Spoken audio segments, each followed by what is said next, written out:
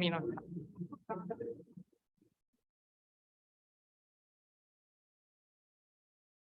Oh, we wait a few more minutes just for the online people to start, but since we have a busy schedule, we would like to be on time.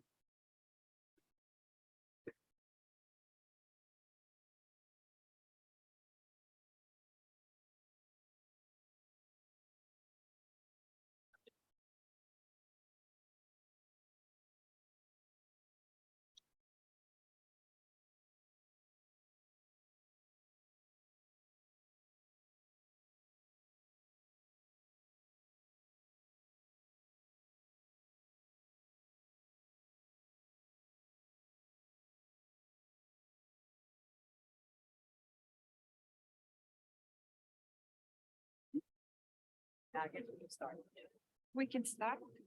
Thank you so much for joining us in this third day, very exciting conference, and welcome to the AGN parallel session, which is about AGN science within the context of the LSST, promoting development of data synergies between the LSST and other surveys, and expanding capacity to address team cooperations. So you are welcome. Thank you very much, Andjelka, and thank you, everyone. I'm just trying to figure out how do I move the presentation for this. Can you, Andrew, please go? Oh, okay, yes, okay. Yes, once again, welcome everyone for joining both in person and on Zoom. We would like to remind you all to follow our code of conduct and to note that we have two appointed ombudsman person for any possible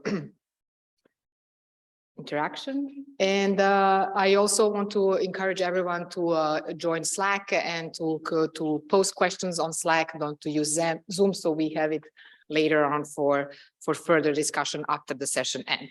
So without any further ado, it is our pleasure to welcome the first speaker, which is our co-chair, William Brandt, who is going to present, to first of all greet you all on behalf of the AGN Science Collaboration, and to present the activities of the AGN Science Collaboration. Niel, the floor is yours. You can share your screen and start your presentation. Okay.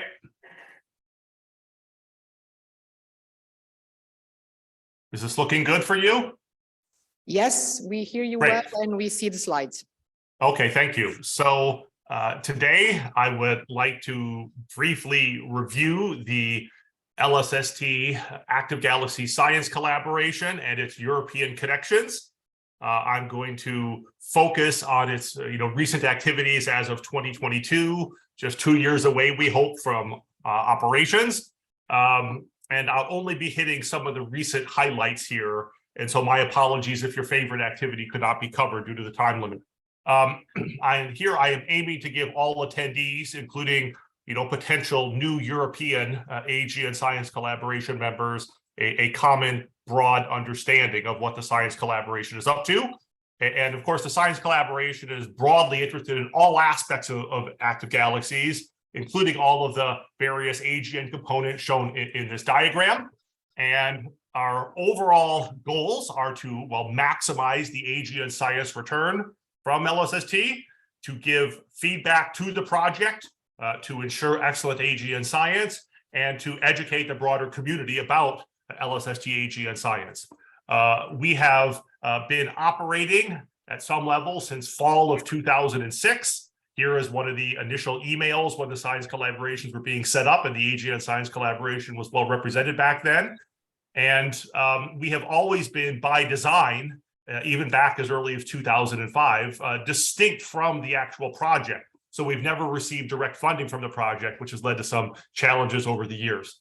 Our current membership is up to 143 members. We're rapidly growing. We grew by 25% over the past year. And Europe is well represented. I think, UK, Italy, and Serbia are 3 of the largest members of the AGN Science Collaboration in terms of membership. And membership applications are certainly welcome, even from people who lack data rights. although I have to say that the membership in the AGN Science Collaboration does not by itself provide data rights. Those have to be sought via other mechanisms, as you've heard from other talks at this meeting, and application instructions are available at this website. The AGN Science Collaboration's overall organization is here. The two chairs are myself and Gordon Richards at Drexel University.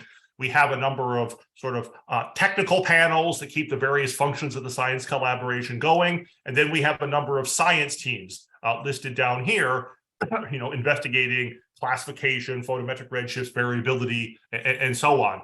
And we also, importantly, have coordinators for the in-kind process. That's Sebastian Honig and Paulo Coppi. I'll say more about that later. And we also have a liaison to the important survey cadence optimization committee, and that's Franz Bauer.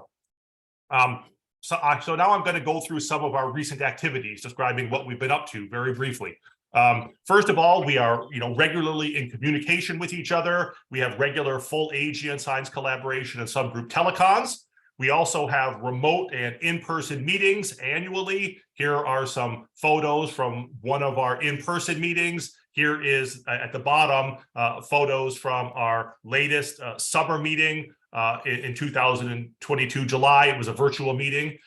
We also, of course, have an email list. We're active on the community, and we're on the Slack channel. And I will also just note, for those people who have interest in the AGN Science Collaboration, we actually have about 20 hours of science talks available on YouTube from the 2020, 2021, and 2022 summer meetings. And I encourage people who are interested to have a look at those YouTube videos. There's a wealth of information available there now.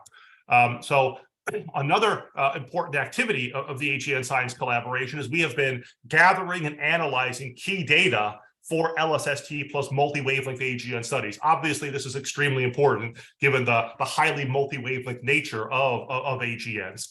For example, the AGN Science Collaboration members, led by Mark Lacey, have conducted extensive Spitzer surveying of the deep drilling fields of Rubin, and have conducted a very powerful survey indicated by this red square here over substantial fractions of 3 of the deep drilling fields. And those will be extremely valuable for AGN selection once Rubin is up and going. We also have conducted X-ray surveying with the Rubin Observatory, thanks to Europe for Rubin, of course.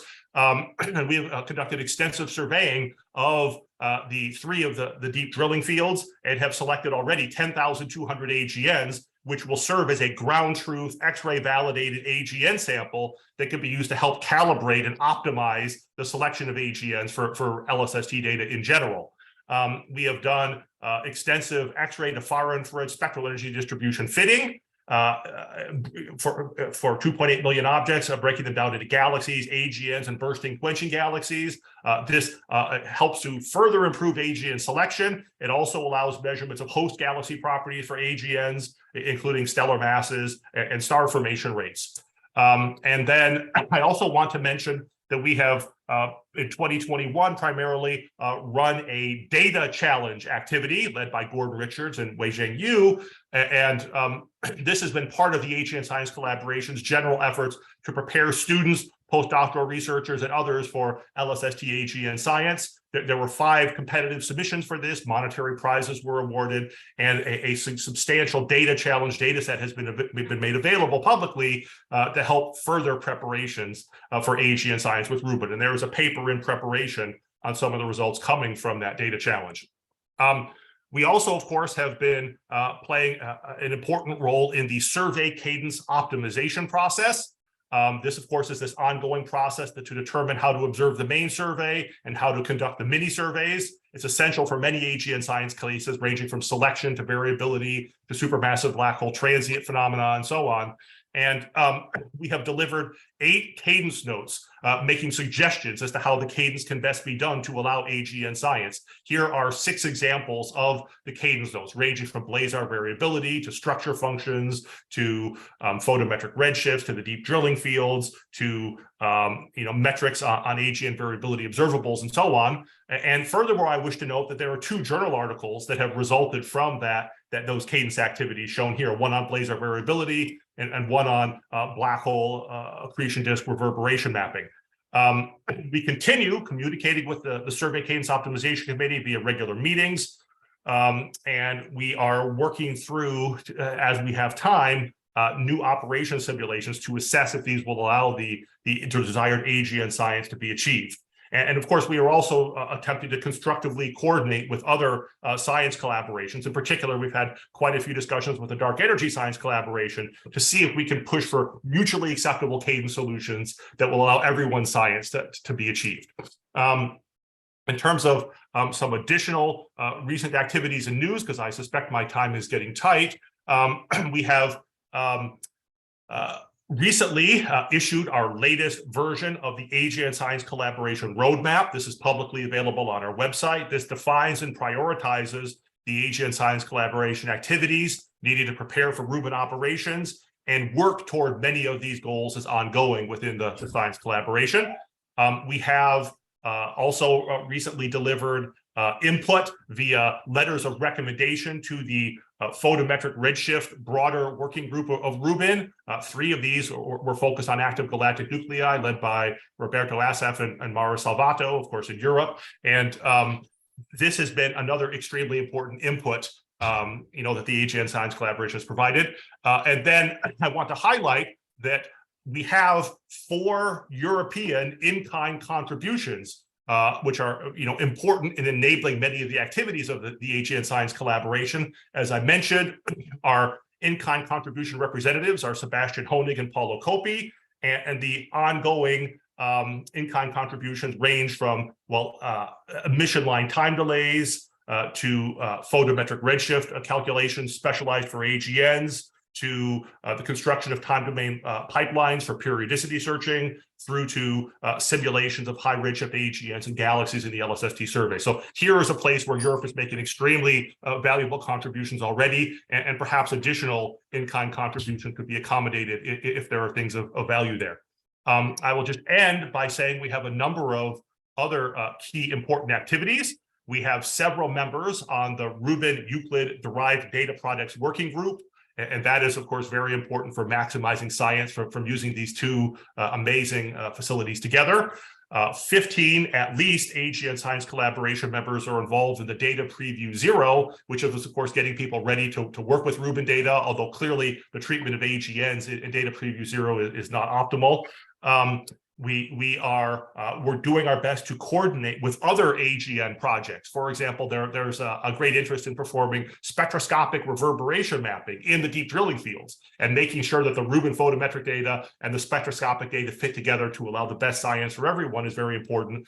We're also working on X-ray missions that would be highly complementary to the Rubin deep drilling fields and Rubin more generally. And then, of course, we also are trying to do our best to bring all of this exciting stuff to the broader community via worldwide talks, via all the YouTube presentations, which I mentioned earlier on are publicly available, as well as via a number of outreach activities. So I will stop there, and thank you very much for your attention.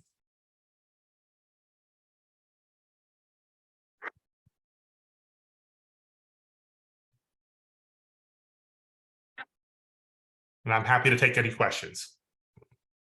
Thank you. I don't know what happened. I hope. Okay, thank you very much, Niel, for being right on time. And I will open the floor for question in the room or on Slack. And I cannot see the Slack, so if a question arrives, I'd be grateful if you could read it to me. We are going to read the questions. Just Great. 1 second. No problem.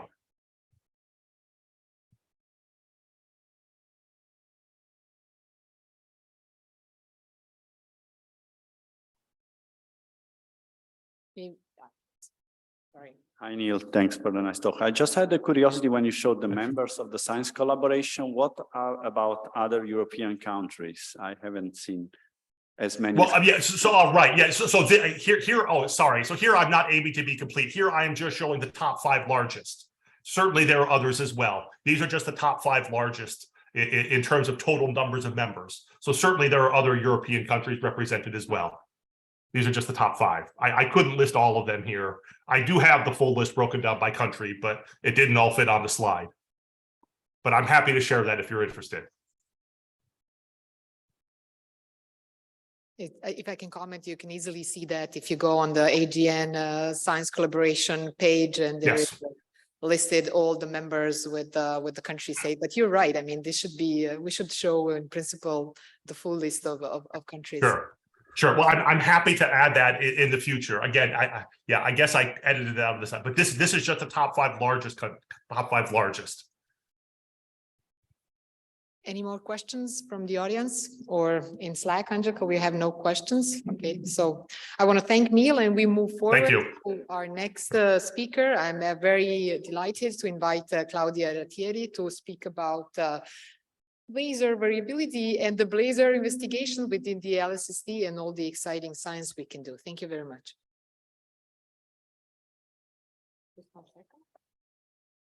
Thank you very much, Dragana.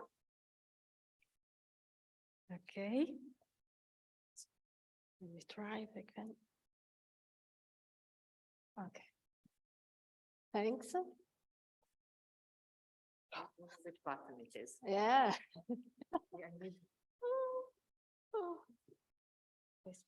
I actually don't. Okay. Thanks.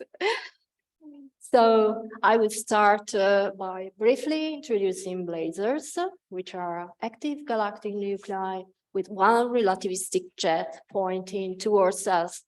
So as a consequence, the non-thermal jet emission undergoes Doppler beaming, which depends on the viewing angle and what's happening. Oh, okay.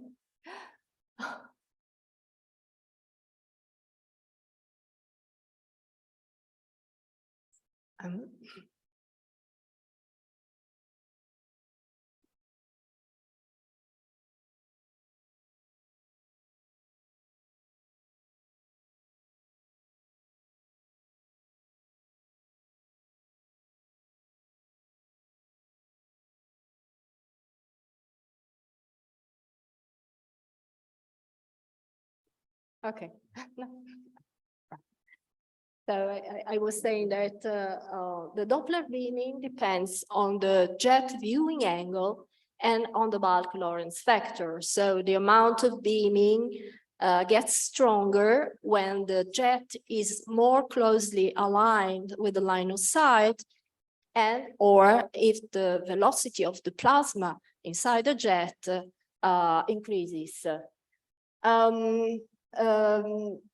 The jet emission usually dominates blazar emission at all frequencies, from the radio to the gamma ray bands.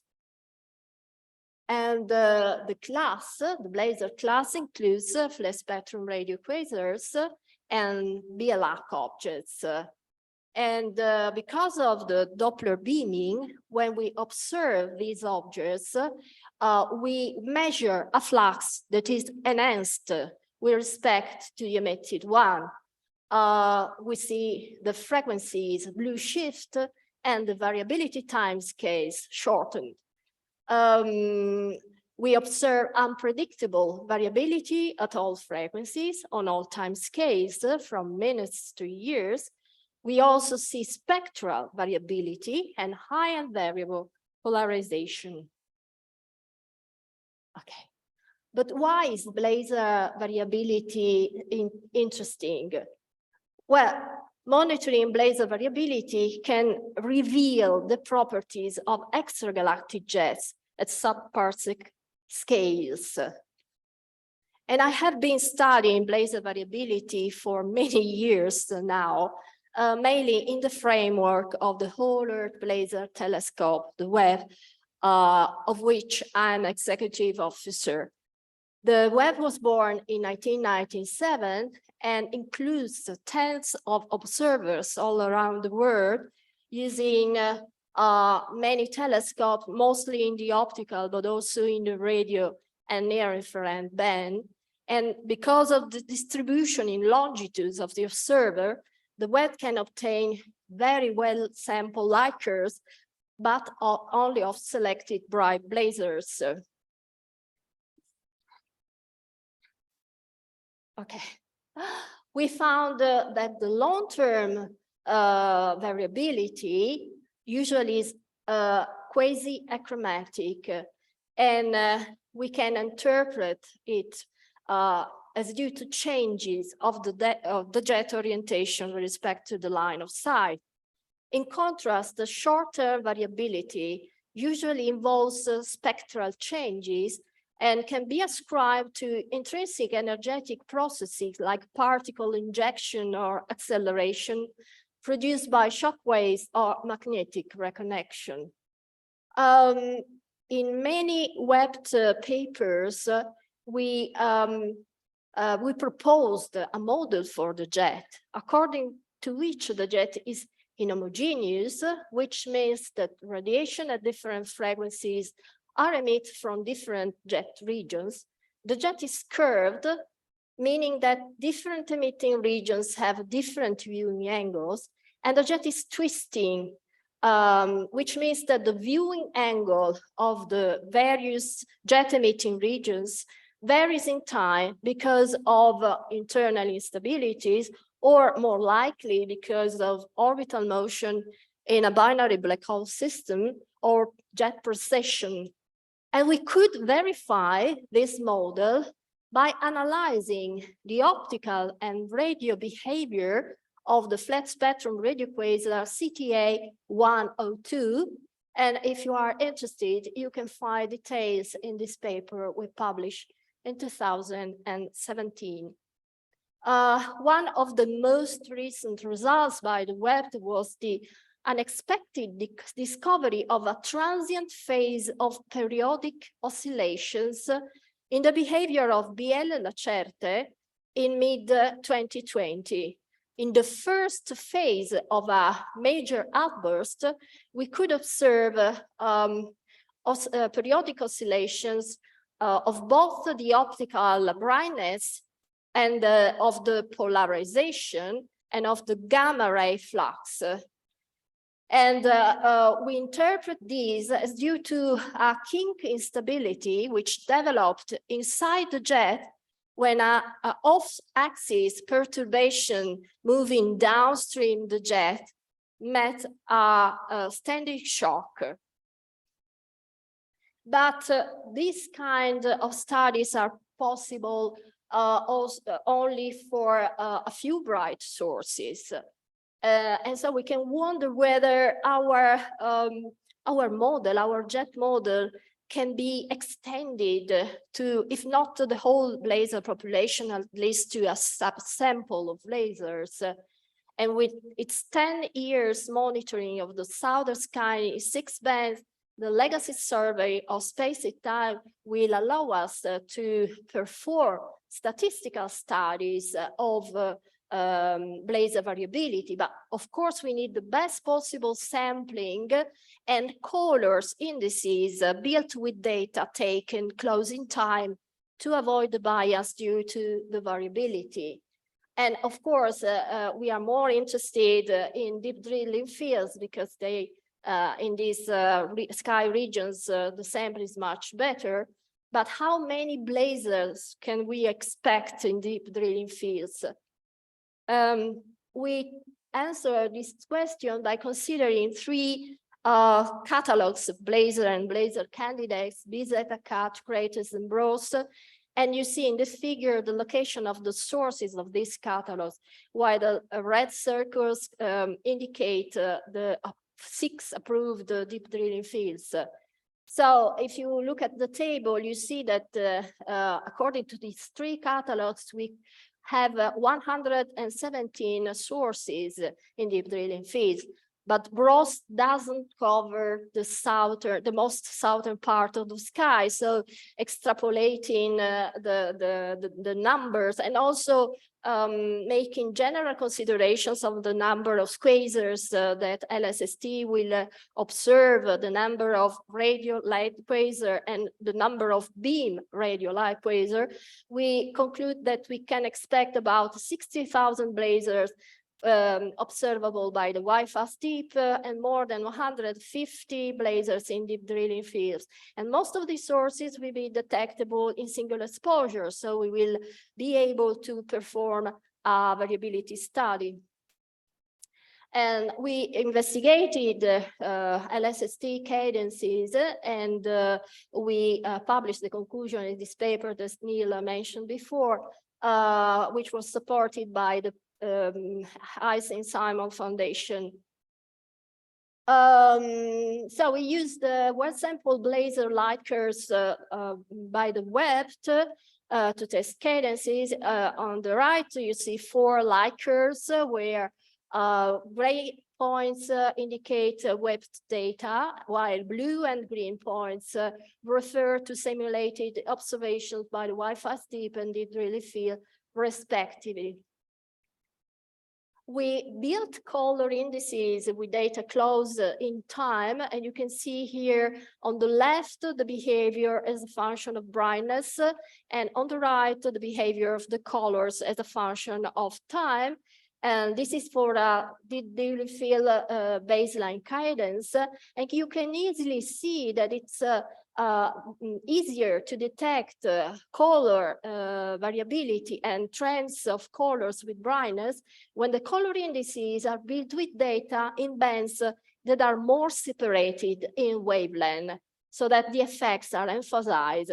So from our point of view, it is better to couple filters separated in wavelength in each night, and this is valuable, of course, also for the Wi-Fi STEEP.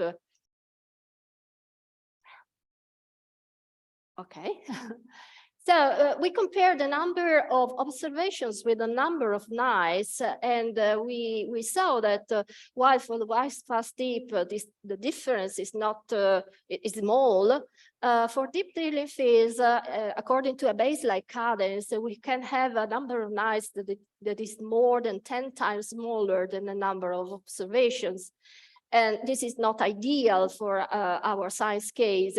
But there are also other cadences like the daily one, where the difference between the number of points and the number of nights is much smaller. So daily cadence is better than the baseline from our point of view, because the number of observing nights is greater. And another way to seeing things is given from the pictures below, where you see the time difference between subsequent observations in minutes.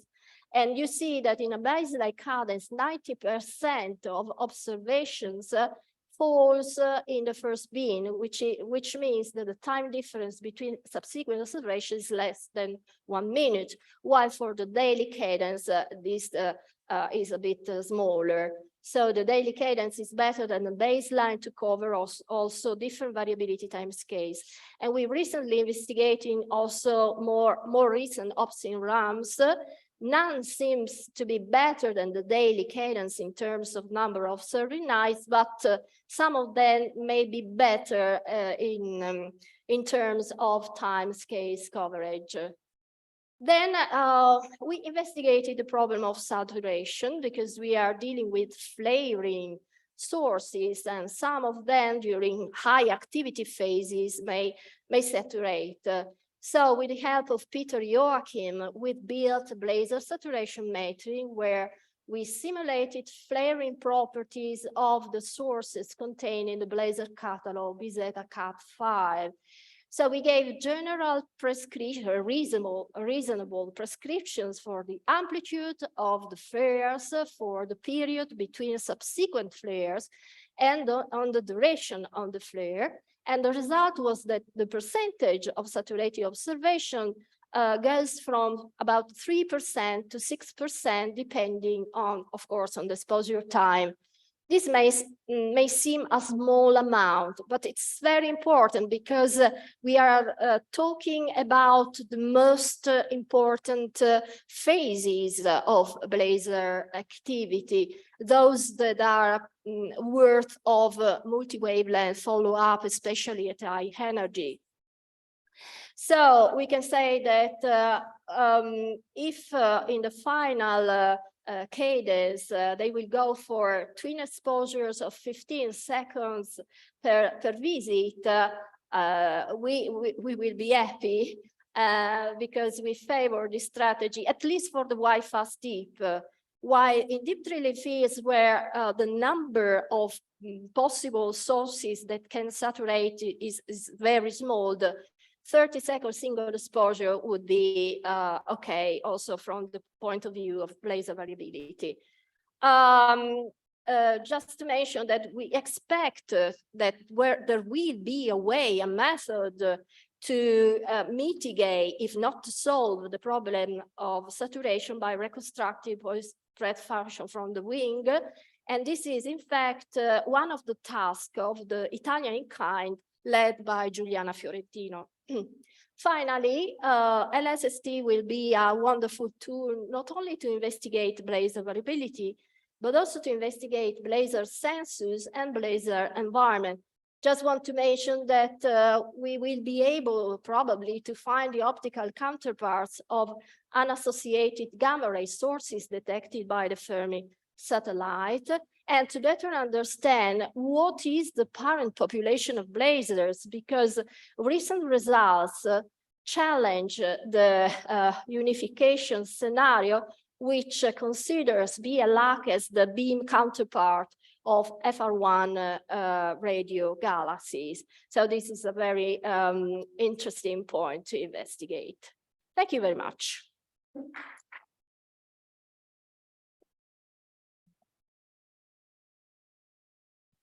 Thank you, Claudia, for being perfectly in time. So we open the floor for questions from the room.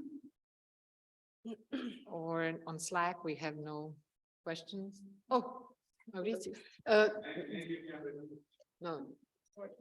No, I was just curious about one point that you raised, that you will identify unidentified blazars from Fermi. I was wondering if Rubin is doing that just because of depth or because it's adding the variability. What's better now? Probably because of depth.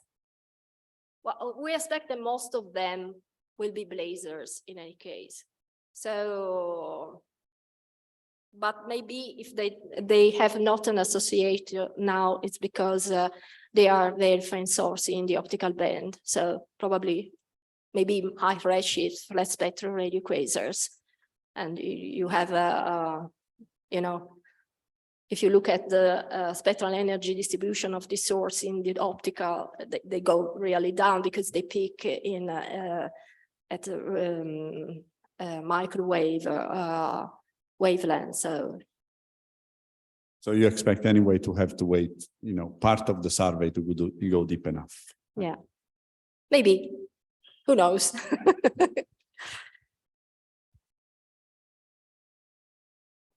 Any other question in the room?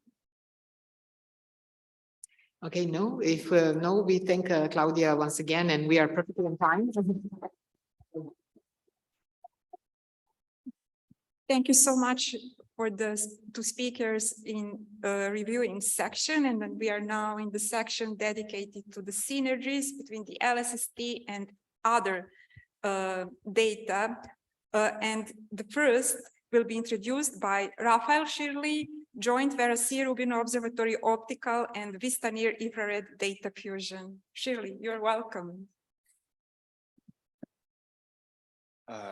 Thank you very much for having me to speak today. It's a pleasure to be here in Rome and talk to you all. So yeah, I'm going to be speaking about joint photometry between Rubin optical data with VISTA Near Infrared imaging. I work at the University of Southampton, mainly with Manda Banerjee and also with Richard McMahon at the Institute of Astronomy in Cambridge. And our research is focused on AGN, but I should say that actually it's a sort of general data set I think will be of use for other science purposes too.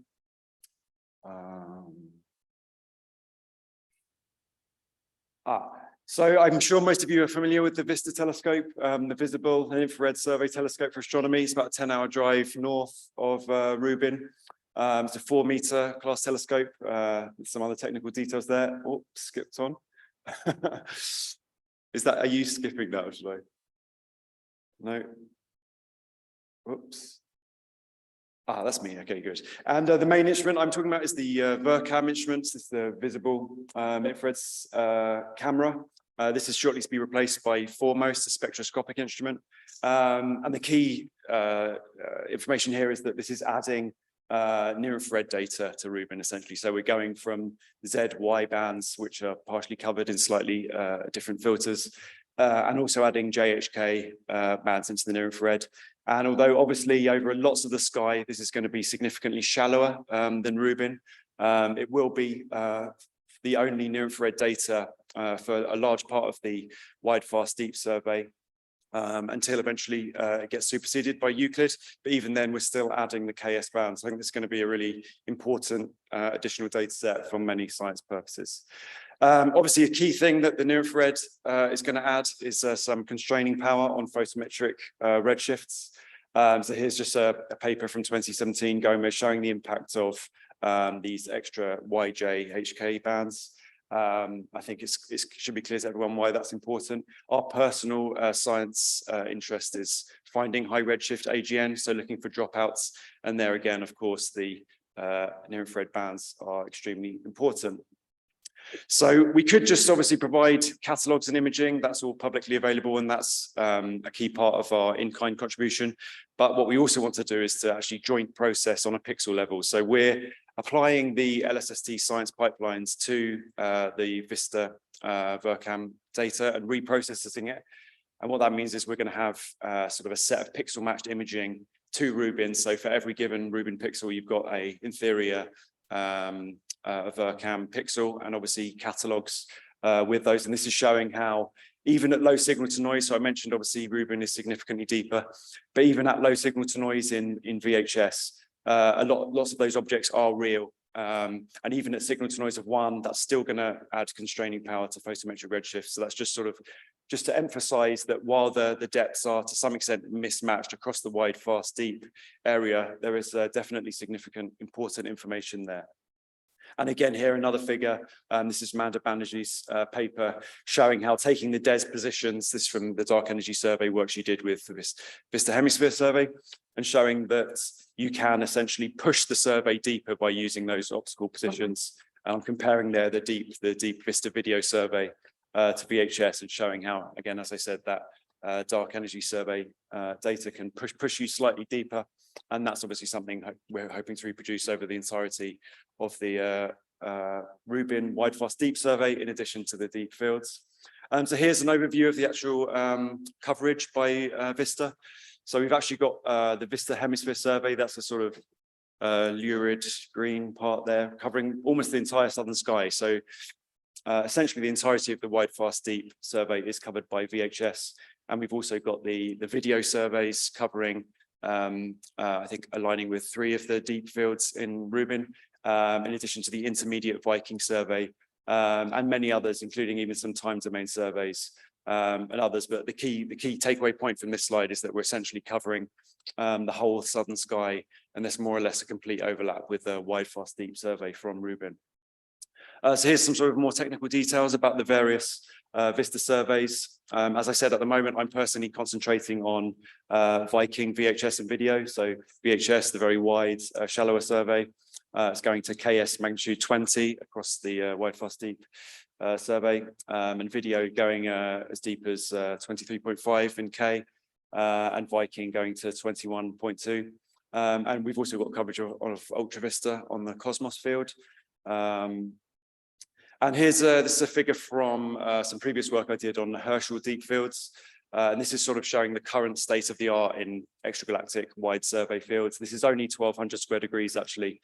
But obviously you're seeing here, so this is depth for the various bands. And most of these extragalactic fields, 1200 square degrees, were dominated by actually pan-stars, with a little bit of hypersea prime cam. You can see there at the deeper end of the optical, and those JHK coverages by VISTA are going to more or less stay still. But obviously, we're going to see all of the optical come down.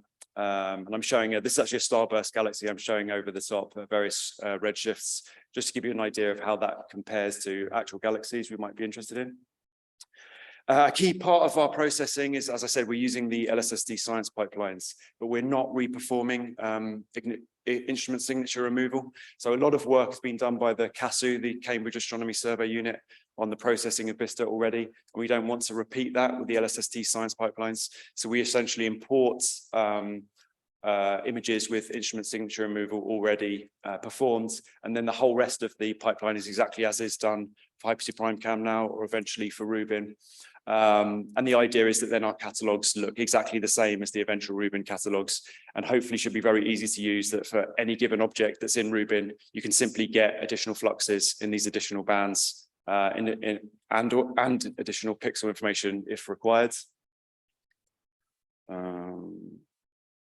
And yeah, so a key part of that is warping and co-adding. So one of the sort of necessities of doing this joint processing on the same pixel scale is that we're warping the VISTA imaging to a higher resolution than the native pixels. That introduces some issues with correlated noise, but a lot of that is dealt with in the LSST science pipelines. And what we've been doing is testing all this really, and just checking that dealing with the correlated noise is all working and our noise measurements are correct.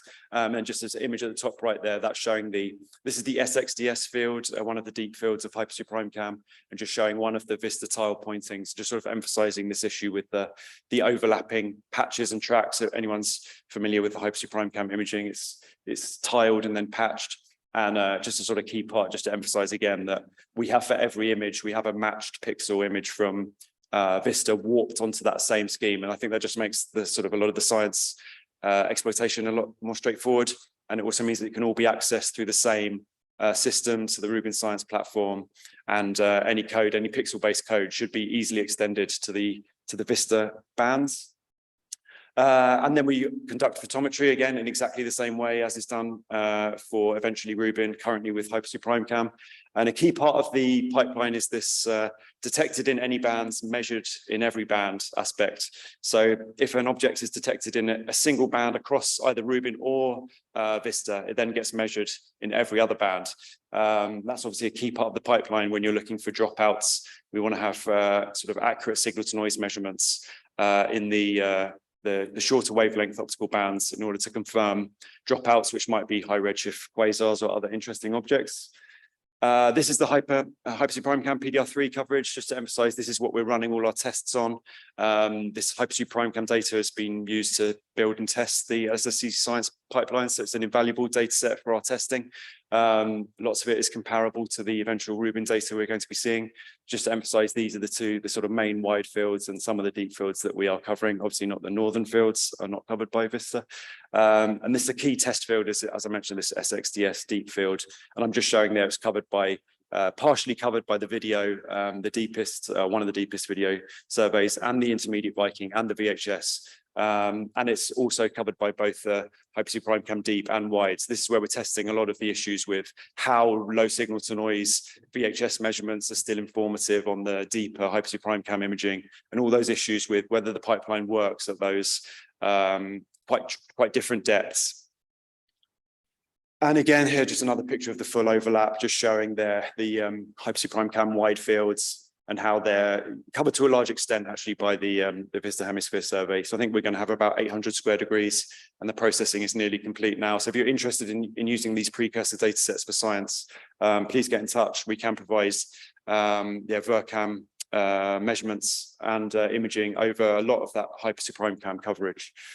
Obviously, a key part of the work we're doing is quality control. So there's some simple magnitude comparisons between previous S-extractor catalogs, and just checking that the LSST science pipelines are giving comparable measurements to the previous catalogs we have, and trying to get those sort of median offsets down as low as possible. We are seeing differences between the S-extractor catalogs and the LSST science pipelines. I think they're real, and we're sort of understanding exactly how they the causes and reasons for those at the moment. We've also compared to the previous Hyper-C Prime Cam releases, and there we're using the same pipeline on the same imaging. So as we expect, it's very, very similar. And I expect I need to hurry up. So just quickly rush through that. We're conducting scientific tests. I'm going to skip some of this. And just a couple of examples. So here's an extremely red cluster progenitor that was discovered using VISTA imaging, just to show you sort of an example of why, again, this data is useful. And I'll very quickly skip past some other examples: high redshift quasars, Lyman break galaxies, again showing why this infrared imaging is so important. And just to say, all this code is publicly available. This OBS package is available online. Please check it out and try and use it. It'll be great. That's my conclusion there. Sorry to overrun a little bit. Thank you so much, Raphael. I'm sorry that we do not have enough time to see the most exciting part related to GitHub. Do we have any brief, quick question, comment related to any possible challenges related to this pipeline for the Raphael? Yes, please.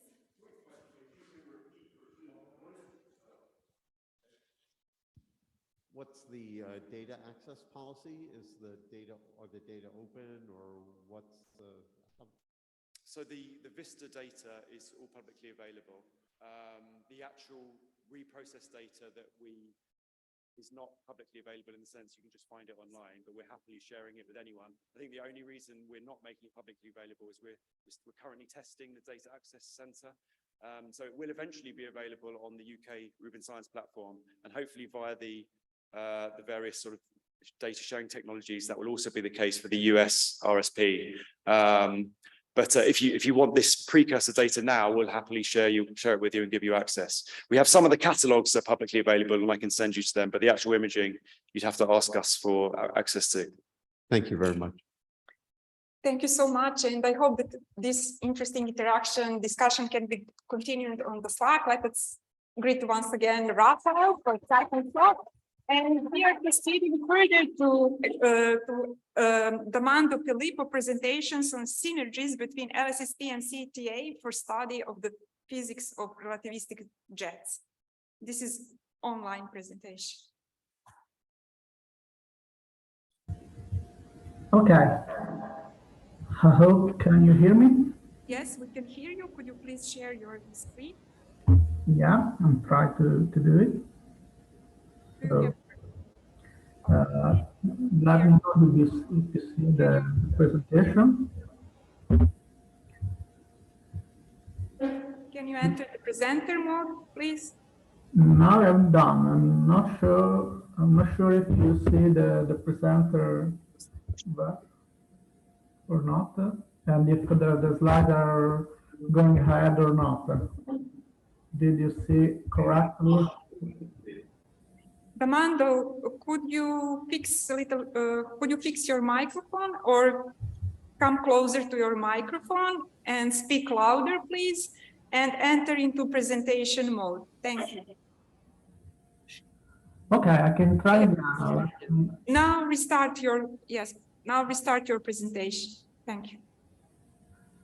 This is the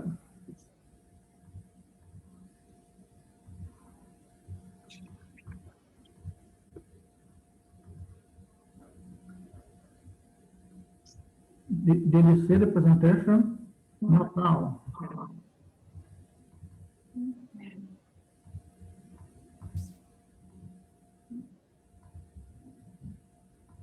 D'Ammando, can you share the screen, please? I'm sharing.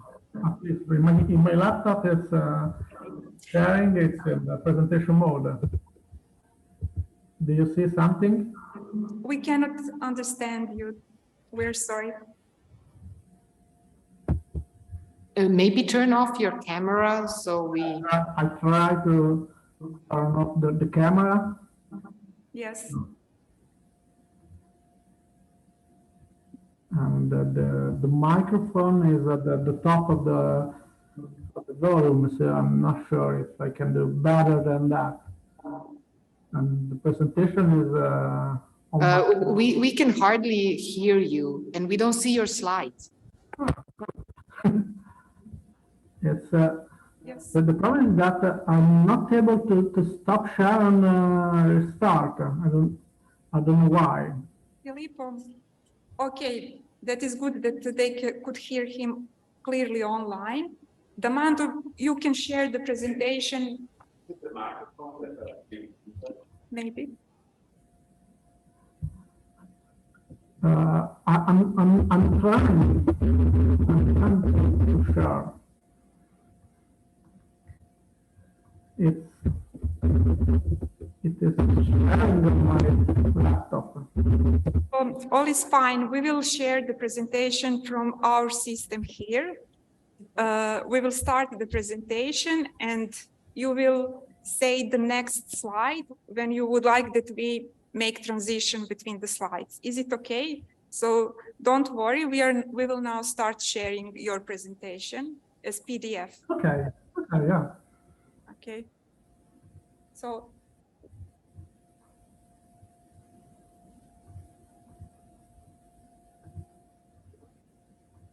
I'm done.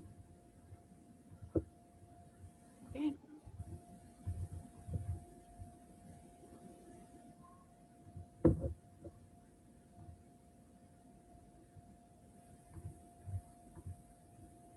Okay, this is the first slide. Filippo, you're welcome.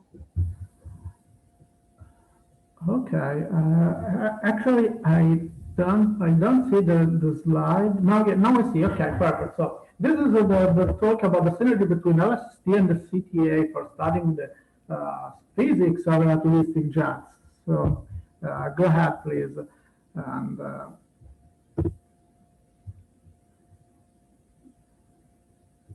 next slide, please. Okay, so we are living in a new golden age of astronomy. Here I posted just a few major facilities. It's important to stress the fact that to maximize the scientific return from observation with a facility, a combination with data from other wavelengths and other messengers is of great importance. And in this talk, I will focus on the possible synergies between the Rubin Observatory and the CTA Observatory. Next slide, please.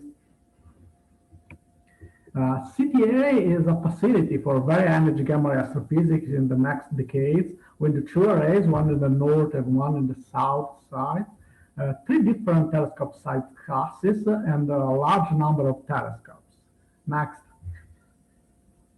And here you can see the previous one. Here you can see the 3 different telescopes that will be included in the final design of the CTA, with the small, medium, and large size telescope that covers an energy between 20 GeV up to 300 TeV. Next, please. And as I said, there are 2 different arrays, and the alpha configuration, the first configuration that we will have with the CTA, includes 4 large 9 medium telescopes in the northern array, 14 medium, 37 small in the southern array, but a few other large can be added quite soon after the alpha configuration. And so here you can see the distribution of the telescopes in the 2 sides. Next slide, please. And the sensitivity on the left, you can see what is the comparison of the CTA sensitivity with respect to the Magic Veritas S, and also Lazen's Virgo with a longer exposure, and it's better up to 10 TeV. And it's important also to stress the sensitivity on a shorter time scale. So with respect to the Fermi lateral, CTA will have an improvement of several orders of magnitude in sensitivity, with a time scale from 1 minute to 1 hour. So for rapid transit, it will be better and better. Next slide, please. And the science will be improved with respect to the current Charcot telescope in different aspects, from the rapid slewing in 20 seconds, the energy resolution, the lower bound of the energy, the sensitivity, and so on. Next slide, please. There are several key science projects within the CTA observatory, and the interested key science project for the AGN are the extragalactic survey, the active galactic nuclei key science project. Next. And the KISSINS project related to AGN includes 3 classes of observations. So the long-term high cadence monitoring of a sample of AGN for 10 years, the search and follow-up of AGN flares based on external QO and internal snapshot monitoring, and the high-quality spectra for different kind of AGN in terms of typology and rashes. In addition, there will be the AGN will be the main target of the extragalactic survey during the first 2 years of CTA operation. Next, please. And what are the synergies with LSST for these 3 different classes of observation? Of course, for the long-term monitoring, contemporaneous, at least contemporaneous, light curves at different ways are necessary. Searching for correlations, time lags between different bands. For the follow-up, a multi-wavelength coverage is crucial for variability studies and dynamical spectral modeling of flaring states.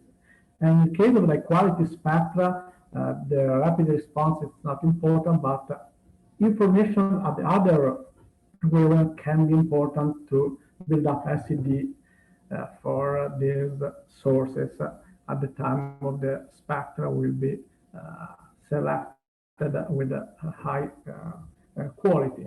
And for the extragalactic survey, of course, the characterization of the properties of the variance detected AGN is important. This can be done with LSST with information in 6 filters. Next, please.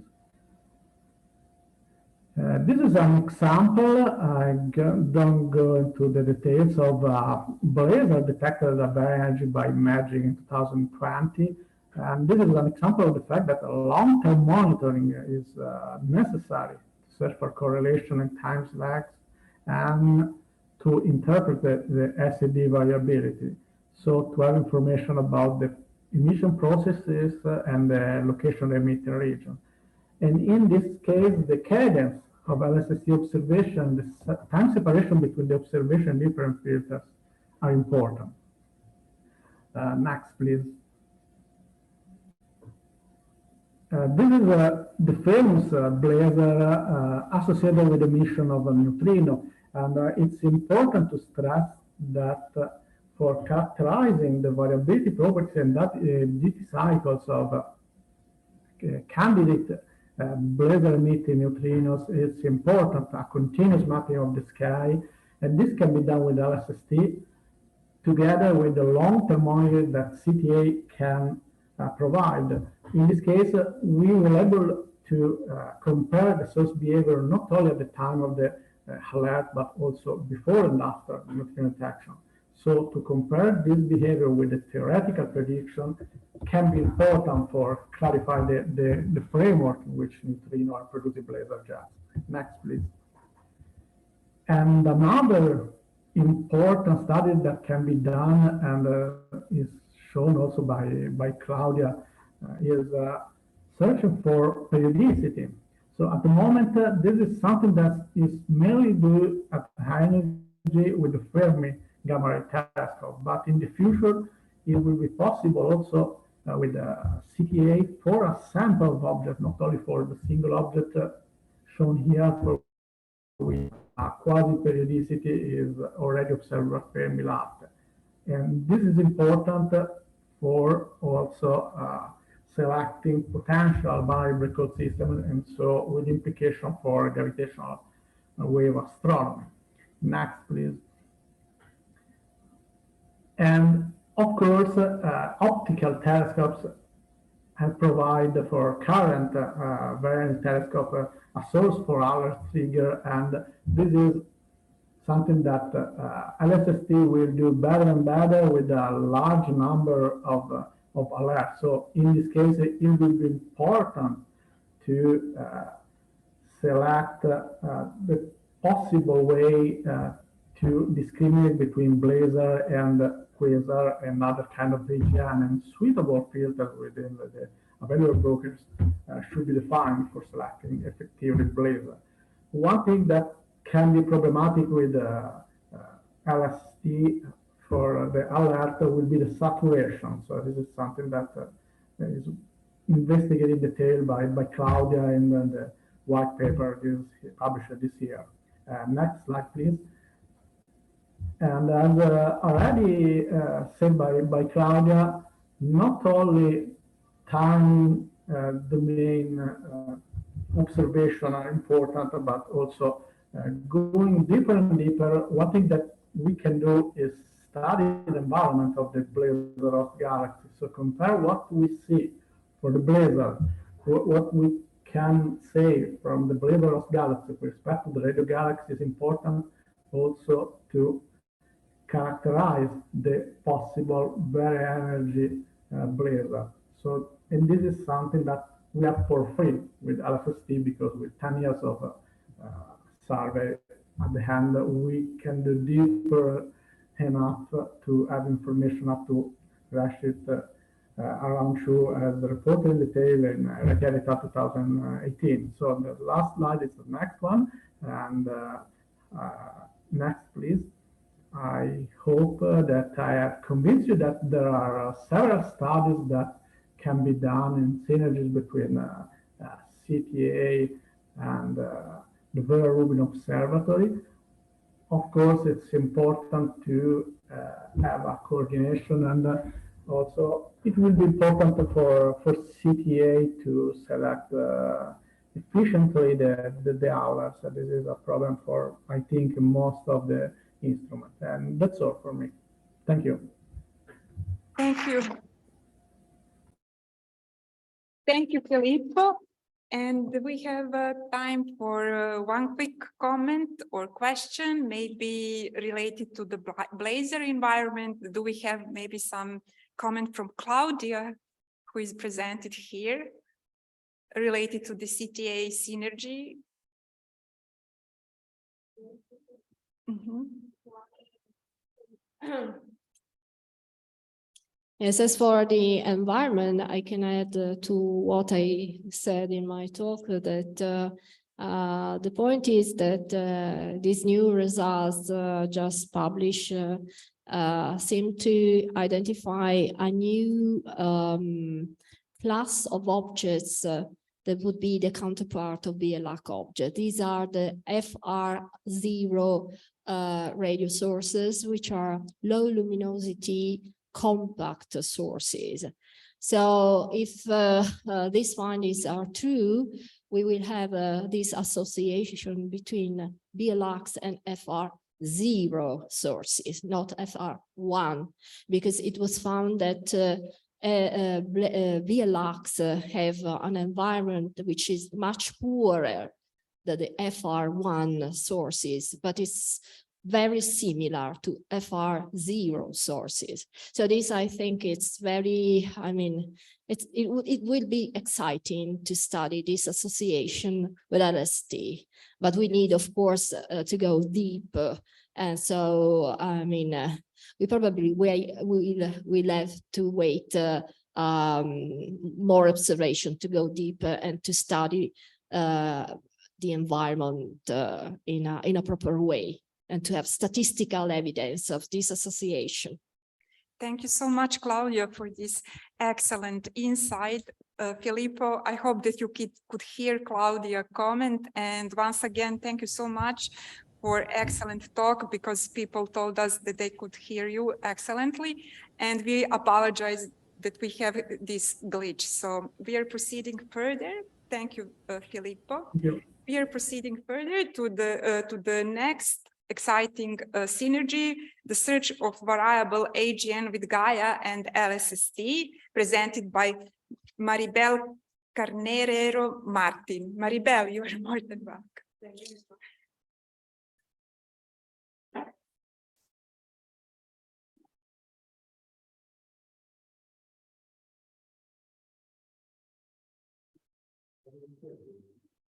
Just a moment, please. To switch. We're just waiting to switch the presentation from the central system of the conference room. Okay, you're welcome.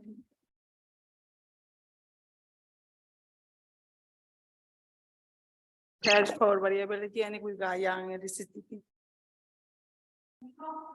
It's okay. I can.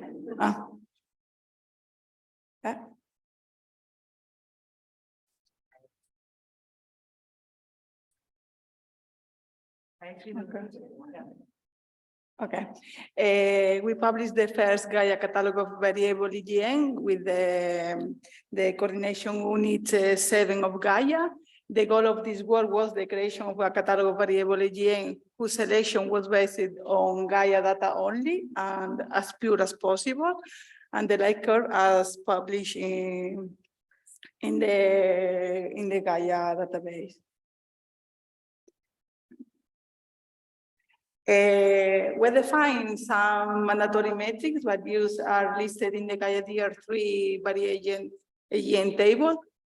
This working pegs, we arrived the 100 million source in of classification, get time setting in our package, compute different parameters, fractional variability, structure function, slope de la structure function, Bader-Bloom metrics, membership score. After of this, we have 10 million of source.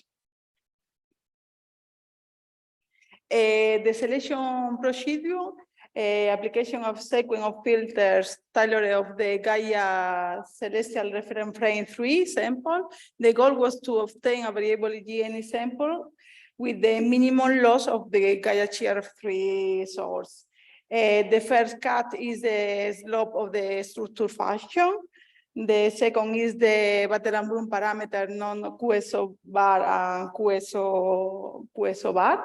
The black line is highlight only the cut performed for eliminate the contaminants. Other is the Rube versus Abe. Other cut is the color of the GAIA color.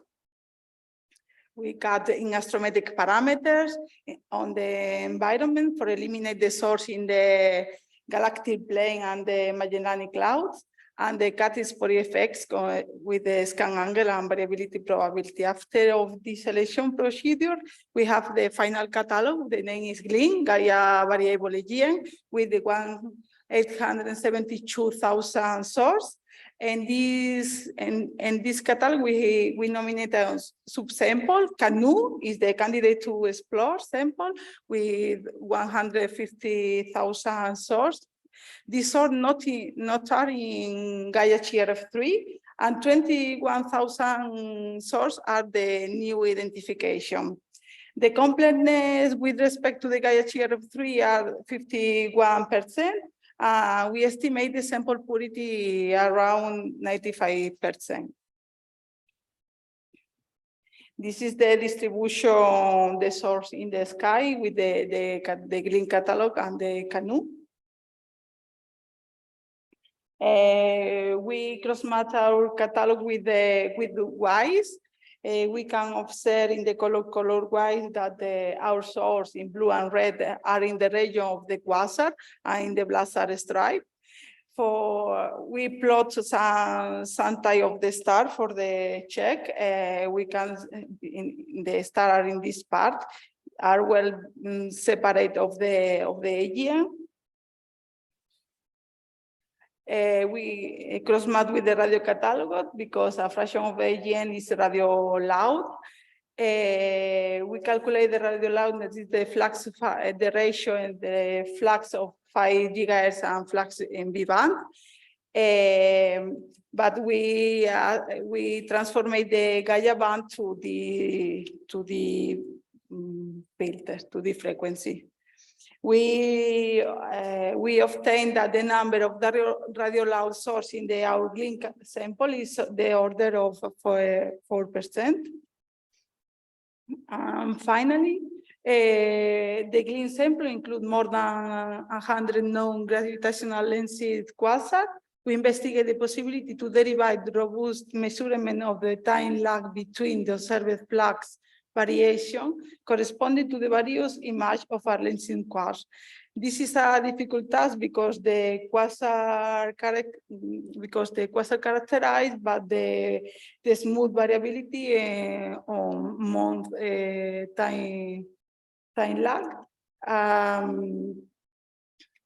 And for the microlensing effect in the different image of the light curve. Okay, I think this is an example of one case. Thank you.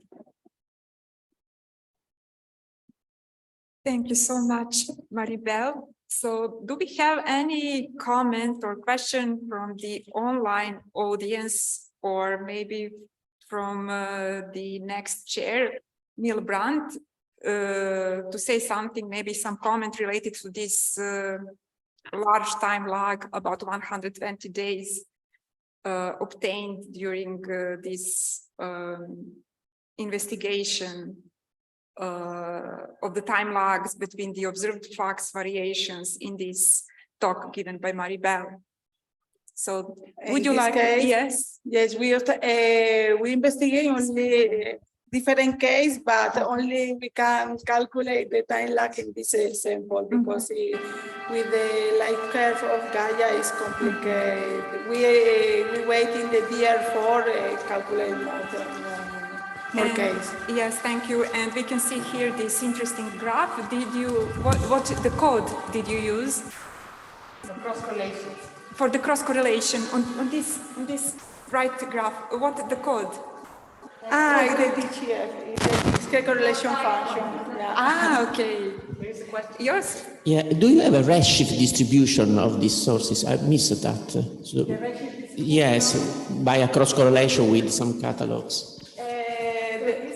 Sorry, I haven't all redshift for the all source. I have redshift only for the small. Yes, what is the redshift range more or less? The redshift range, more the values. Okay. Thank you. Do we have any comment, question, maybe from the people making other catalog? Yes, Maurizio, please. Can you hear? I was wondering if you looked into difference in the variability depending on where they fall, maybe on the infrared diagram. I was curious to see if you see different populations in this variability group, or that's yet to come.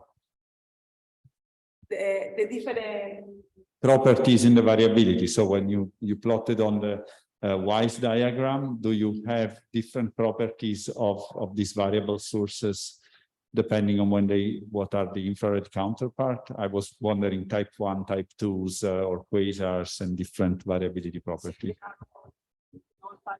Please come to the quasar, the Blazar, the Ilic are in the all regions. So they're basically all type 1. Yeah. Okay, any question, comment? No. Thank you so much once again to Maribel, and we now give the floor to Niel Brandt to chair the next part of the session. Okay. Hi. So our next speaker will be Maurizio Paolillo from the University of Naples, who will be giving us a 10-minute talk on preparing for next generation time domain surveys. Please go ahead, Maurizio. Thank you, Niel. So what I'm going to talk is the work that we've done in the last few years preparing for LSST using the VST telescope, and which is the small telescope shown here in the back of the VLT. Let's see if I can move forward with the slides. Okay. So, okay. So I think it went too far away. It's going the other way. Forgive me. Okay, so the initial idea was to look at the variability selection of AGN, comparing this with the most traditional ways we select AGN, infrared, X-ray, SED fitting, radio emission, and so on. And so we started looking into that using some VST campaign that were done with to look for supernova mainly. So we were picking back on previous programs, and the potential of that is shown, for instance, in in this slide that I summarize some of the results of the data challenge that Niel was talking about before. So on the top, you have a data set that is not the VST. This is lone quasars. And this is work done by Vincenzo Petrecca showing how just using the correlation between two bands, which is the green area on the right plot. I don't know if I can point here. Is there? Oh, sorry. Pointer. I'm very bad at this, clearly. I can't help. To me, it's been very confusing to understand. The pointer is here, but I don't get if I'm going the other way.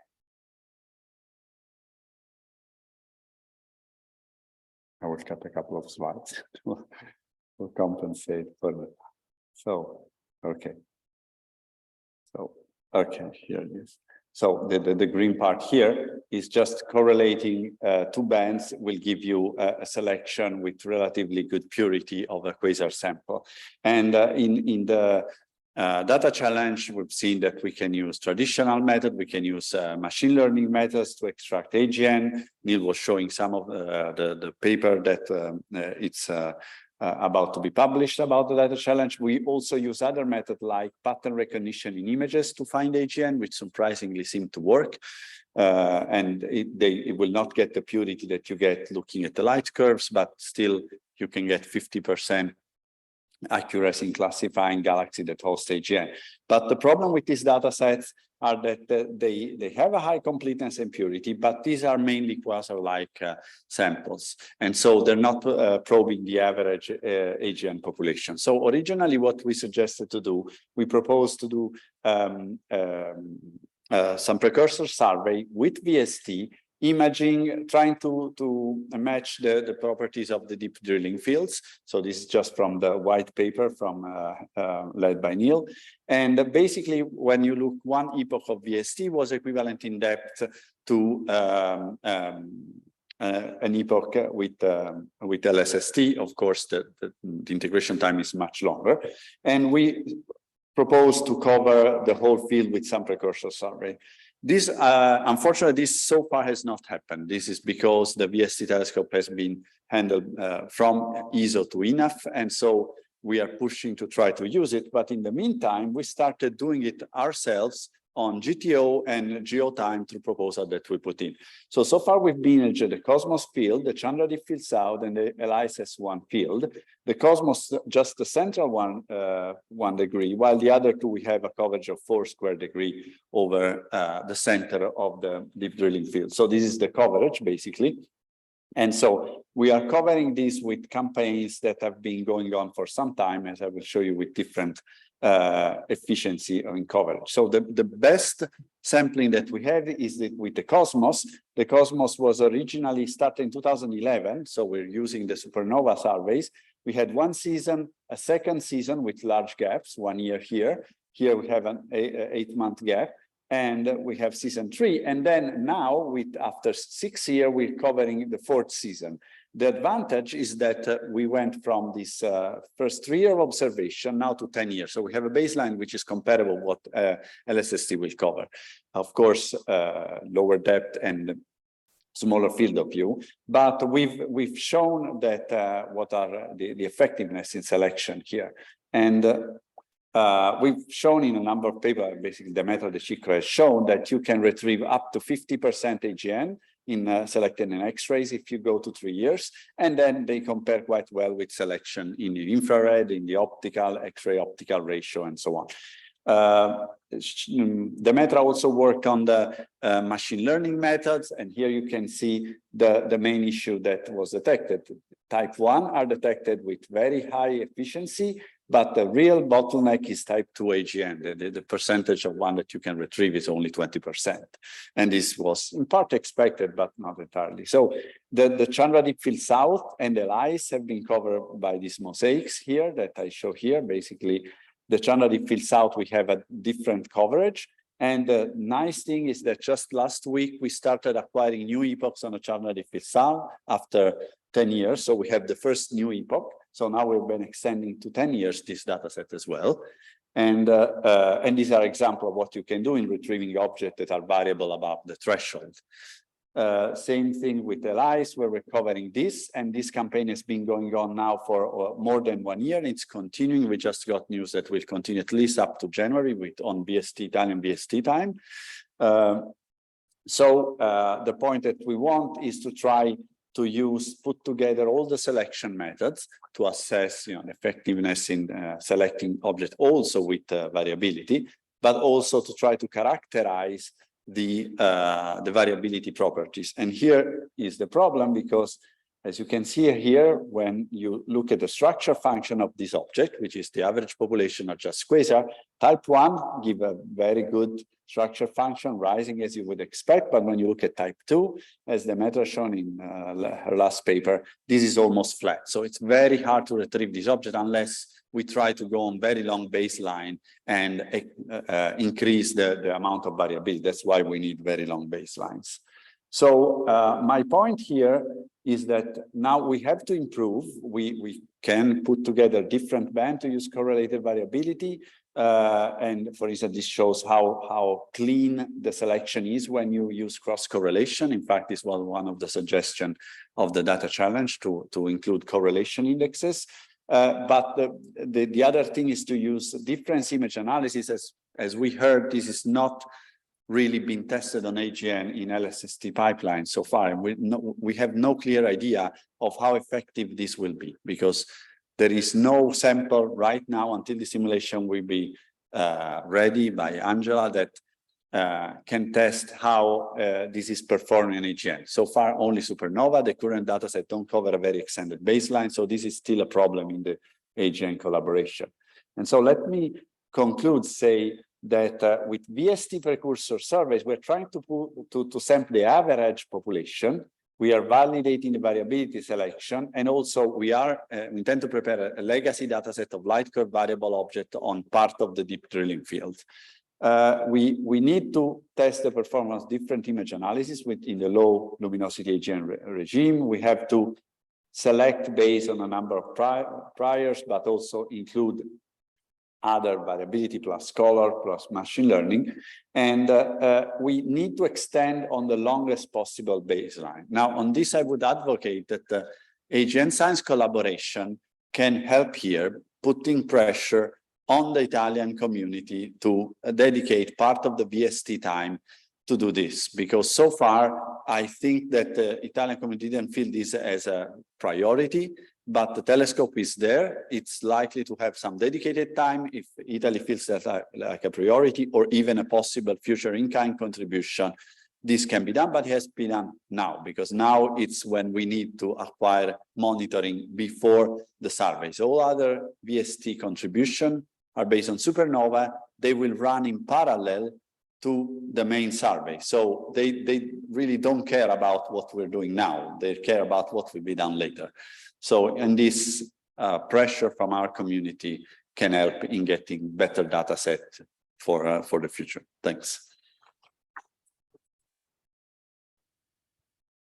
Great, thank you, Maurizio. We have time for perhaps a couple of questions.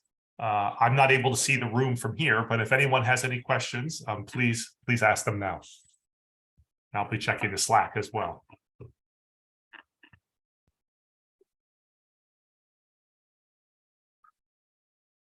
Yes, please. I just want to comment that I would like to stress my support of what Maurizio said. It's very important that as science collaboration, we insist that it's very important to go on with this in-kind, and this survey by the VST that will be extremely helpful to study variability with LST. Thank you, Claudia. That's why I think that I was wondering about the fraction also of the community that we represent in the science collaboration, because in other science collaboration, the Italian community is much stronger, and so they're driving the in-kind contributions. But of course, we can add something as well, but we need to push, I think, more than we've been able to do so far. Maurizio, let me just say, if you ever need a letter of support from the AGN science collaboration, we can certainly discuss that as a possibility also. Great, that's a good idea. We should discuss that, yes. Okay. Okay, well, given that the time is pressing, is there another urgent question there, or if not, I think we should move on. Our next speaker will be Andrea Gombach from the University of Nova Gorica, who will be giving us I'm sorry, somehow my schedule is incorrect. Forgive me. Okay, forgive me. Our next speaker will be Andjelka Bongiorno, who will be giving us a talk on the Italian INAF in-kind contribution. Please go ahead. No problem. Okay, so. Yes. Okay, so I will be very quick. So good afternoon. My name is Andjelka Bongiorno. I lead one of the Italian INAF in-kind contribution together with Andrea Grazian. And the goal of this in-kind contribution is to provide multi-band and multi-epoch images, both in LSST and Euclid bands. And of course, including not only galaxies and stars, but also AGN. And of course, the photometric catalog derived from them. So the team, Okay, so the team is quite big and includes already several young researchers. So we have 3 postdocs and 3 PhDs with data rights and involved in the data preview 0, DP0. And we are in the process of hiring a postdoc, which would be fully dedicated to this task. As you see, we are spread over, we are many scientists spread over Italy. So we started officially October 2022, so just started, and the in-kind will last for 2 years. So everything will be delivered at the end of these 2 years. And this is just a very schematic view of what we are going to do. So basically, since AGN are not included for the moment in any of the simulations, so what we want to do is to basically create a new mock catalog, including everything, so galaxies, stars, and also AGN, and to use this mock catalog to create images, so to use it as input to GALSIM, which is a software which simulates images. And we want to do it in all the LSST bands, but also in the Euclid bands. And we want to do it with different depth, that means different corresponding to different epochs, and also with different cadence, because this would be interesting for different variability studies. And then from these images, we will then apply the official LSST pipeline and then derive what we call a realistic photometric catalog, so simulated but realistic catalog, photometric catalog. So, so the work, as I say, is just started. We have 4 work packages. The first one will focus on creating the mock catalogs. This is something we already started. We started discussing possible recipes, especially for AGN. Then the second work package will be focused on testing the mock catalog to make sure that we do things right. And then we will switch to the second part of the work, that is to use these catalogs to create the images and then to extract the photometric catalogs. So I put some time scale, which is of course not, it's just to give an indication, but my hope is that for summer we will have already the mock and we started already testing it. And as you see, there are deliverables attached to these work packages that will be delivered at the end of each of the tasks to the full science collaboration, the full LSST community, to make sure that we use as much as possible what we create. So I don't need to tell you why we need that. Actually, I think we are very late, and this is very, the in-kind process was very long. It took more than 2 years, but still, I think it's very interesting and very important to have it now and to have it before the observation, because we need to get ready to know what we are going to observe and what is the best way to do it. And of course, the first application is to test our ability to find our favorite sources. And this will be, I mean, we see that, I mean, we already have something using other data set, but we can do it with this catalog that will be, I mean, the real, I mean, hopefully the real LSST photometric catalog. And we already got some funding for a PhD to start studying, start applying some machine learning techniques to see, I mean, what is the best way to extract our favorite kind of sources.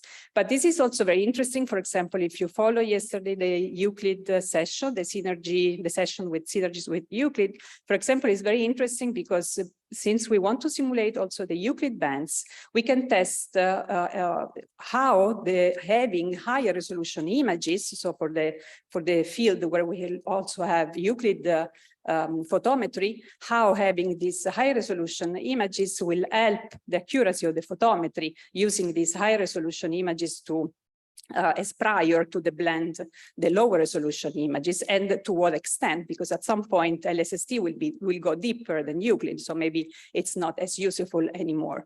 And of course, there are many more other applications, and this is, I mean, each of you can find the best way to make the best use of this catalog. I don't go into the details, as I say, because I mean, I don't have time and we just started. I just want to say that we are open to collaboration. So please just drop an email to me and Andrea that lead the in-kind with me. And I leave you with one first run we have done almost for fun. This is the first simulation. So these are the Euclid, the first is a Euclid image, and the other are the LSST at 1 year and 10 years.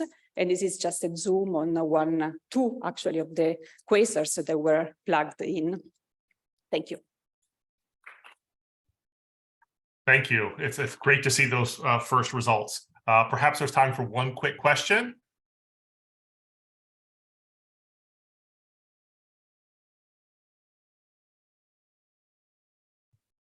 Are there any questions in the room? Yes. I just have a comment that I think we have to get from the community the input about exactly what they need, at least from my side, in terms of variability from this simulation, because they won't be able to incorporate the same cadence of the LSST data. So we will have to simulate a subset of epochs, and then what it's really needed compared to instead simulation just of light curves, but is what do we gain having variability in the actual images and which time scale we want to sample. Sure. So yeah, I mean, we will have several, I mean, we agreed with the science collaboration to have, like, I don't know, every 2 months, 3 months, a meeting to get feedback and to decide things together. So this is, I think, something very important to decide. Okay, great. I think we should move to the next speaker, given that we're running late on time here. Thank you again.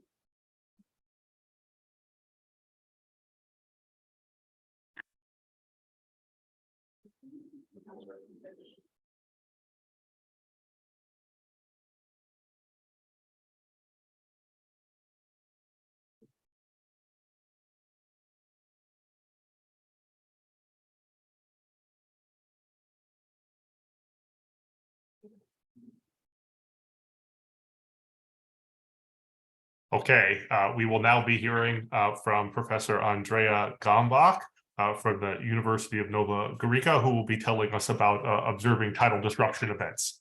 Please go ahead. Okay, thank you.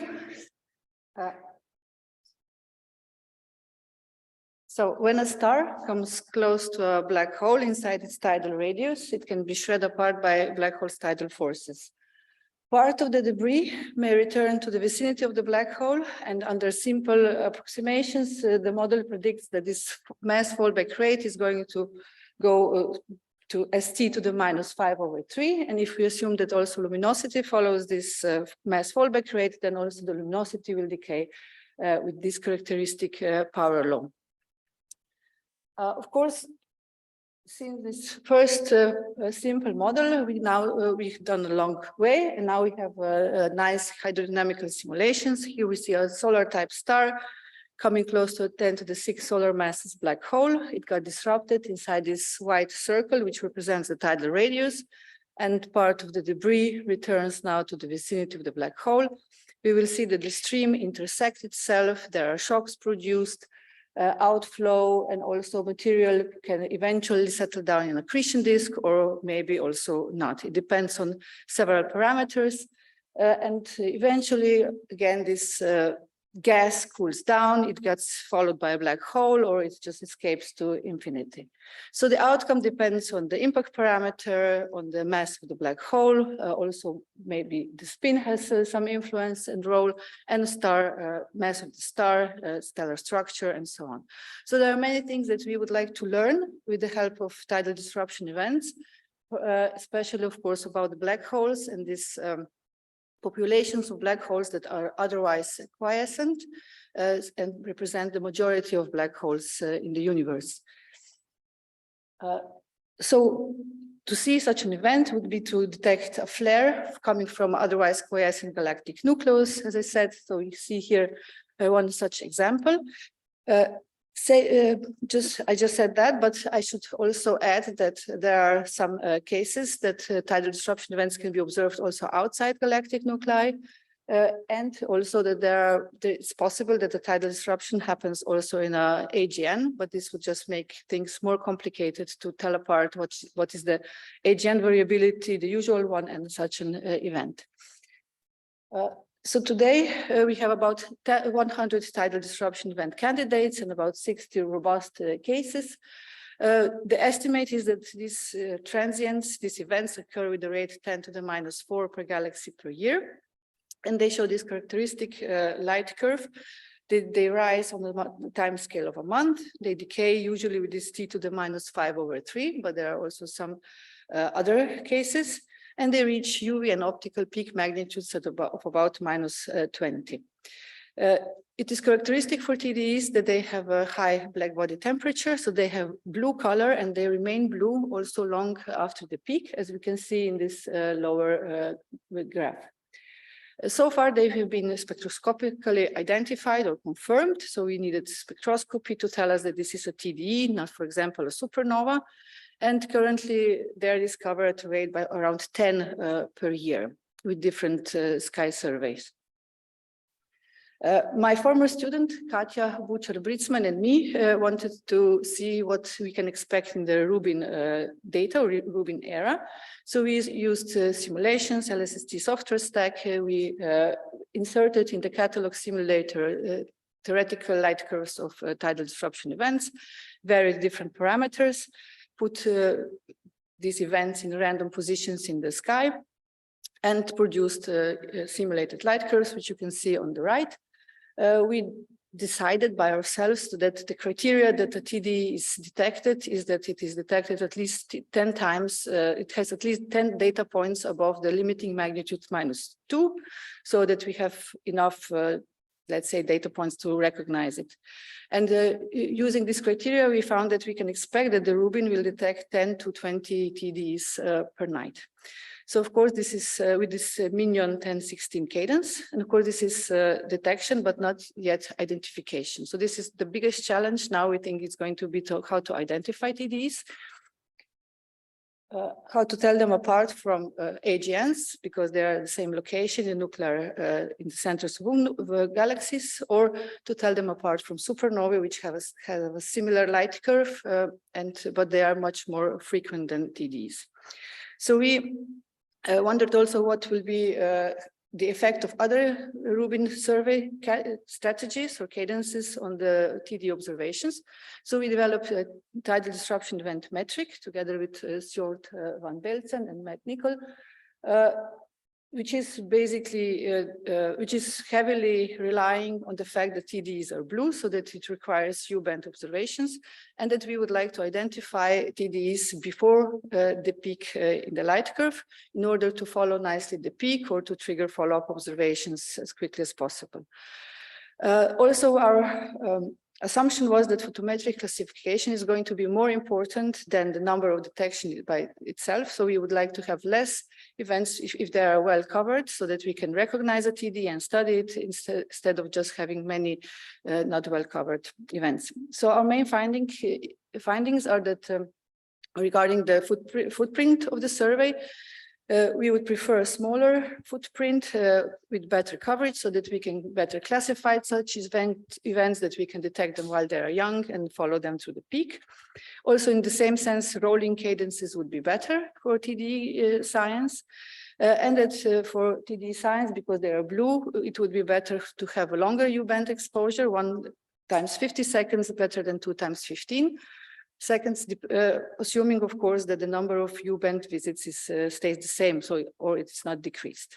So for TDs, it would be better to have more U and G-band observations in the cadence. And as we can see on the plot below, we can see that, for example, the green line in these plots show that TDs greatly profit from more U-band observations, while if we zoom in on the other science cases, we see that they are not hurt a lot if there are more U-band observations. So this was our proposal. Of course, as I said, now we are at the challenge how we are going to identify TDs. There will be like thousands or millions of LSST alerts per night. How do we identify a TD reliably based solely on the Rubin photometric data without any spectroscopic information? And how to identify them before the peak in the light curve? So we are now in the TVS TD subgroup, which is led by Stuart van Belzen. We are planning to develop a TD filter, which is going to be part of Slovenian in-kind contribution. So this filter would run on one or more of the brokers, and it will be developed in stages. First, we would just focus, like current surveys, to work on the nuclear flares, so coming from the centers of galaxies, and then also on some photometric features like the characteristic rise time, color evolution or the lack of color evolution, and then the time scale on which they fade. And then in future, when we build a good sample of observed TDs, we could go into more sophisticated methods like machine learning.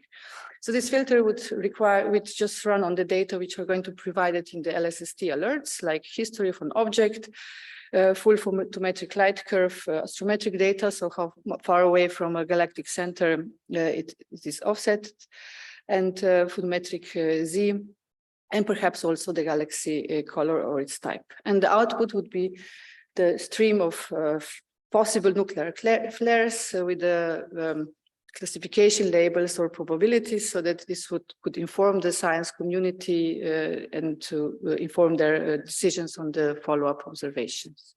Thank you. Great, thank you. If there's time for one quick question, that would be great. I see Dragana, I think, has a question. Please go ahead. Thank you. I just wanna support all your comments to the observing strategies. So for rolling cadence and more U-band coverage, and so that's basically in agreement with the science that we and the test that we performed. And I just want to say that this sort of overlap and interaction with the TVS on the TDs is quite important and would help us in the studies of understand basically the origin of AGN activities. Thank you. Thank you for your support. Great, thanks.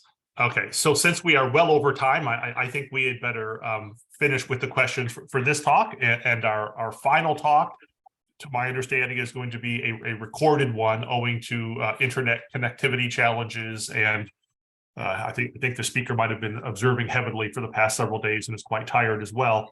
And so our next speaker will be Swayam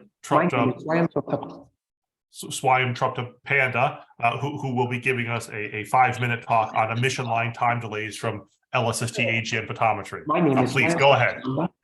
I'm currently a postdoctoral fellow at the National Astrophysical Laboratory in Brazil. I thank the organizers for giving me this opportunity to present the recent highlights of our software development to study and predict the emission line delays using photometric reverberation mapping data from the upcoming Rubin Observatory's LSST. This work is a key aspect of the in-kind contribution on behalf of the Polish LSST consortium.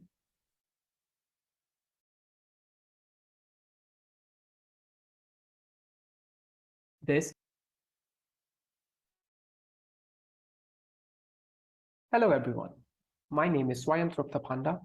I am currently a postdoctoral fellow at the National Astrophysical Laboratory in Brazil.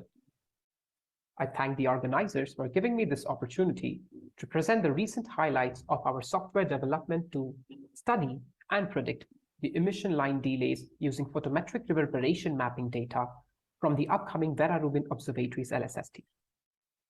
This work is a key aspect of the in-kind contribution on behalf of the Polish LSST consortium. This is a directable software that would be accessible through the AGN science collaboration. We have prepared a numerical code which simulates the efficiency of the time delay measurements with LSST. The code includes the simulated light curves contaminated by strong emission lines, H-beta, magnesium-2, and carbon-4, RN2 pseudo-continuum in the optical and UV band, and the starlight contribution. The code identifies the optimum bands representing the continuum and representing the dominant line plus continuum contribution for a given redshift and recovers the time delay under the sampling implied by the specific LSST cadence simulations. This allows to simulate the accuracy of the recovery of the broad emission line delays. In this way, we also optimize the future modeling effort by the choice of prospective sources at each stage of the duration of the project. The code takes into consideration several key parameters to produce these light curves, namely the campaign duration of the instrument, which is 10 years, the number of visits per photometric band, which is obtained from the cadence simulations, the photometric accuracy, which is now as the point varies between 0.1% to 10% of the actual magnitude of the photometric band, the black hole mass distribution. Here we are showing the results for a representative black hole mass of 10 to the power 8 solar masses, but in the end, the eventual program will incorporate the full distribution from, for example, the SDSS quasar. We also incorporate the luminosity distributions.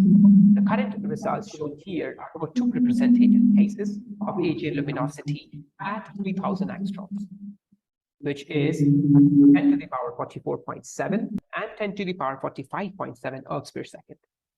We incorporate a full redshift distribution, and the line equivalent widths and full width half maximums are consistent with the SDSS DR14 quasar catalog. We also incorporate frequency breaks and slopes of the underlying power spectrum, which is then used to derive the timescale and variability levels of the light curve using the prescriptions from Timmer and Connick 1995. And of course, we use the sky coordinates for the simulated source using a randomized search over the sky maps produced by the LSST cadence simulations. We then calculate the total contamination to all photometric bands for a given redshift and source properties. This is done by folding the spectrum shifted to the observed frame with the profiles of the LSST filter responses as shown here in figure 1. We select 2 channels currently for the time delay measurements, one strongly contaminated by any of these lines, and one which is not contaminated but still close to the selected contaminated channel, which then is used as the continuum channel. The model light curves are generated using the 2 dense light curves using the simulated cadence in 2 adjacent channels. Finally, we determine the time delay using chi-square method. The errors in the delay measurements in both cases is set by the dispersion in delay measurements obtained from 100 statistical realizations of the initial stochastic light curves. Here we are presenting two results of the two different luminosity cases. The upper one is for the low luminosity case, 10 to the power 44.7. The lower one is for the higher luminosity case, 10 to the power 45.7. The black line over here shows the adopted recovery time delay according to Benz et al. 2013 relation of the standard radius luminosity, while the underlying error bars data point are from the simulations. The code is modular and allows to incorporate other time lag techniques such as Javelin, ICCF, ZDCF, and so on and so forth.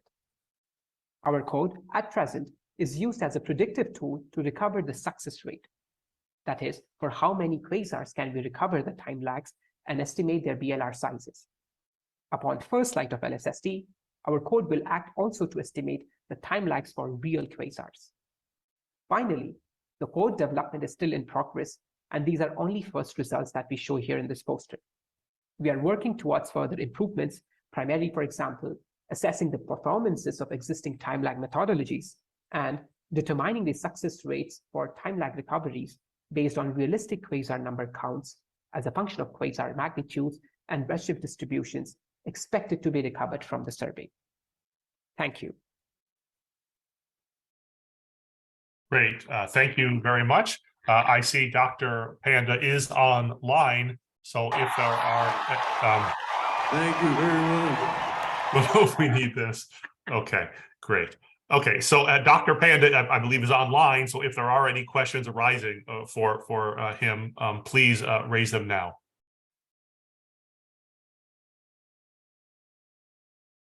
Not seeing anything in the Slack. I can't tell if there's anything in the room. Are there any questions for Dr. Panda, or are we good? We have one question in the room, so please go ahead.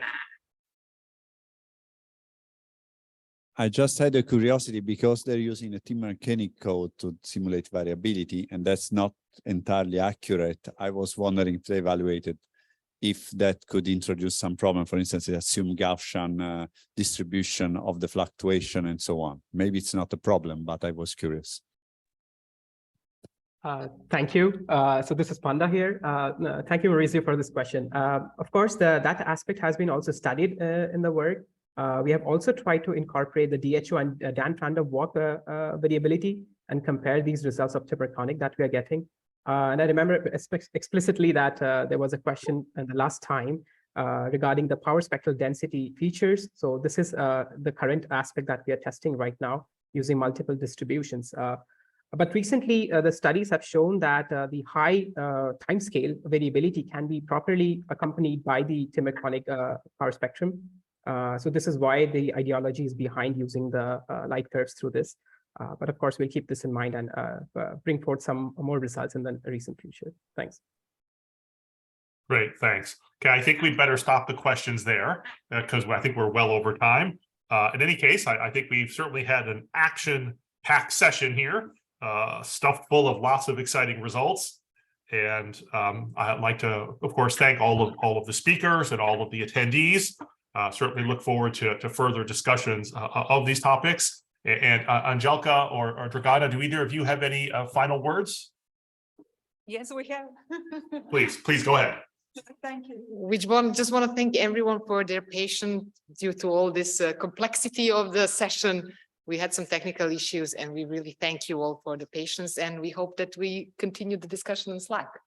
Yes, of course. And it is really, how to say, exciting moment, I think, for us as AGN community to gather here in the room in this amazing camera, the room of the Academia Lincei, and to discuss on the site where all giants from the history of fundamental sciences debated on many important topics. So this is not the end. See you at the AGN summer meeting 2023. See you at PCW 2023, and see you at LSST at Europe 5, which will be held in Croatia. More information will be heard this evening and during these next days. So thank you once again to all participants, to all lecturers, and to the great audience with great comments. And also special thanks to Niel Brandt joining us across the ocean. So thank you so much. Thank you. Take care, everyone.